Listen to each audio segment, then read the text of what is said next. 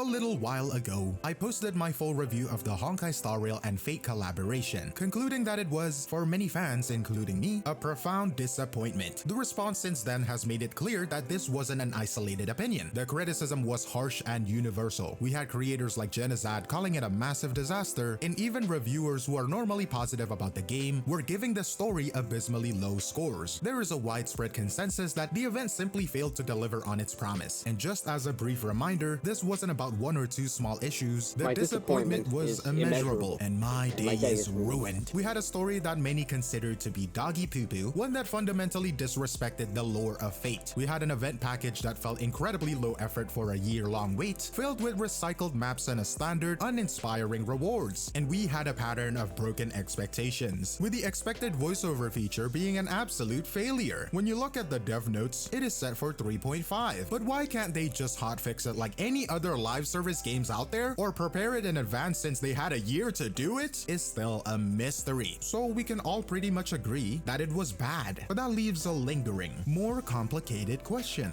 Why? How does a project with this much hype, this much talent, this much money, and a collaboration between two of the biggest names in the industry go so completely and fundamentally wrong? Well, an interview with the creators themselves has given us a look behind the curtain, and what it reveals is a story that is even more confusing and perhaps more tragic than we initially thought. So let's just get into it. Let's first look at the interview. This was a discussion between Fate's original creator, Kinoko Nasu, and Honkai Star Rail's lead writer that we all love, 𝗖cie. And according to their own words, this project was born from the best possible intentions, driven by a deep and genuine passion from everyone involved. The interview immediately established that 𝗖cie is not just a corporate writer assigned to a project. He is a massive fan of the source material. He says, and I'm quoting here, that Fate Stay Night had a huge impact on his perspective on life. He goes on to say that the three writers assigned to this specific project were also longtime Type Moon fans, whose schedules allowed for full immersion. This wasn't just one fan at the top, okay? The project was supposedly staffed with people who deeply cared. And this feeling was apparently returned by Nasu himself, who expressed immense respect for HoYoverse's work. He called their games an otaku's dream come true, and praised Genshin Impact for finally closing the quality gap between mobile and console games. When the collaboration was actually proposed, he said his reaction was 40% euphoria, exclaiming, "Heck yes, this rocks!" From his side, there was a genuine excitement and trust in their ability to do his characters justice. The interview makes a point to show their stated commitment to being ambitious and respectful. For example, 𝗖cie explained that they chose Penacony as the setting because just using the game simulated universe would be the easy way out and wouldn't properly capture the world of Fate. Nasu himself was impressed by this, stating that he initially assumed they would take the easy route. Oh my god, reading this now is just crazy. He says this collaboration didn't take the easy conventional route. Instead, it steered hard towards greater challenge and greater fun. So on paper, both creators are confirming that this was meant to be an ambitious, respectful, and high-effort project. And finally, you have Nasu's direct seal of approval. He said the process was, in his words, super easy and enjoyable, and that the HoYoverse team's exceptional comprehension left no room for criticism. He claims that his only major feedback on the entire story was a very specific nuanced point about Saber's personality, making sure she was written correctly for the timeline. So what this tells us is that he supposedly reviewed the fundamental story, the plot, the characters, and gave all of it his stamp of approval with only that minor correction.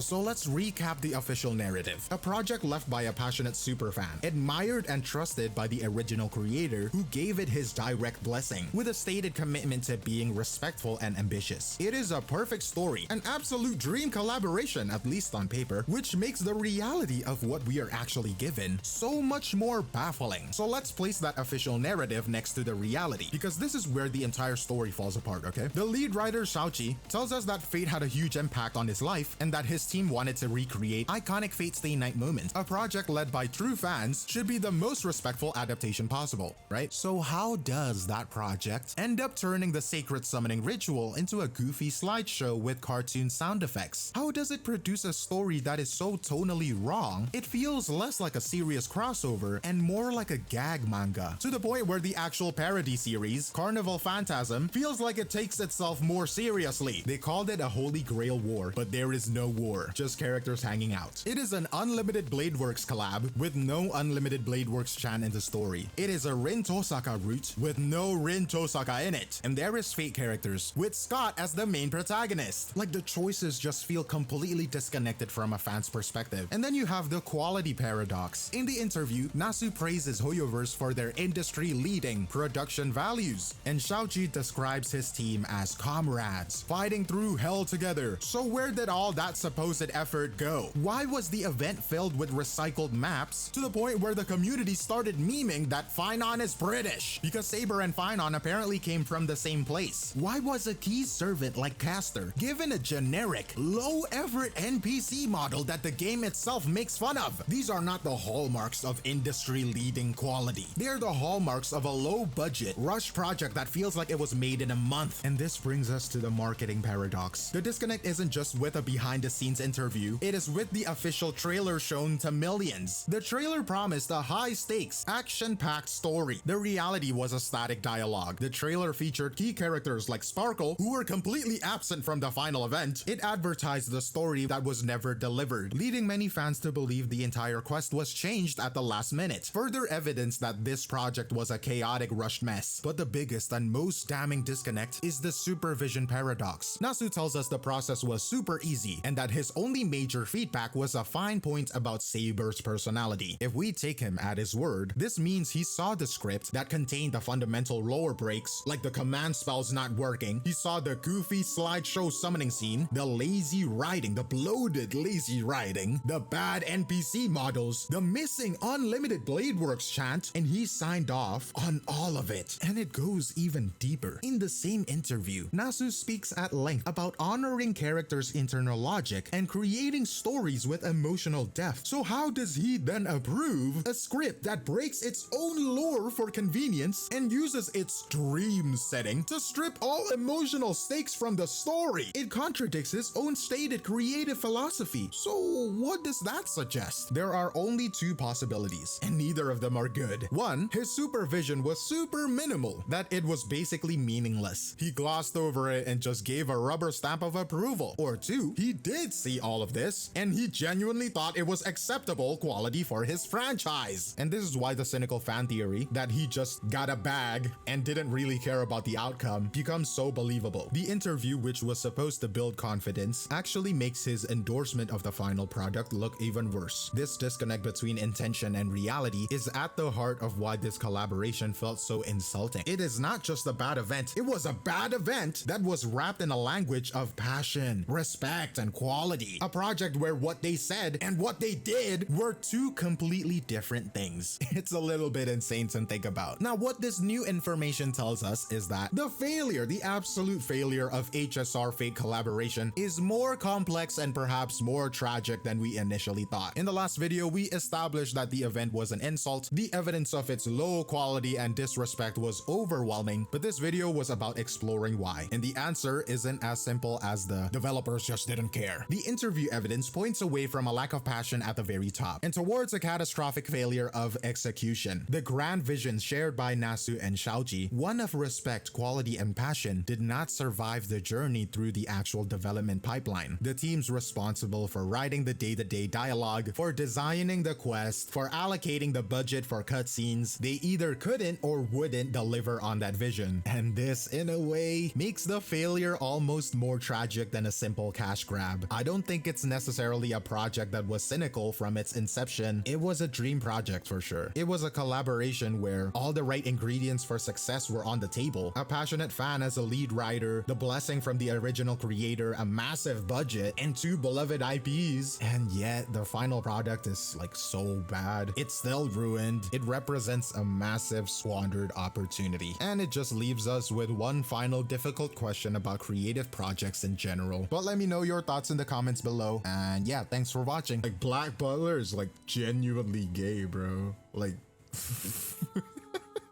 how do you know? Bro, the main character is a twink. How do I not know? It's like my first crush.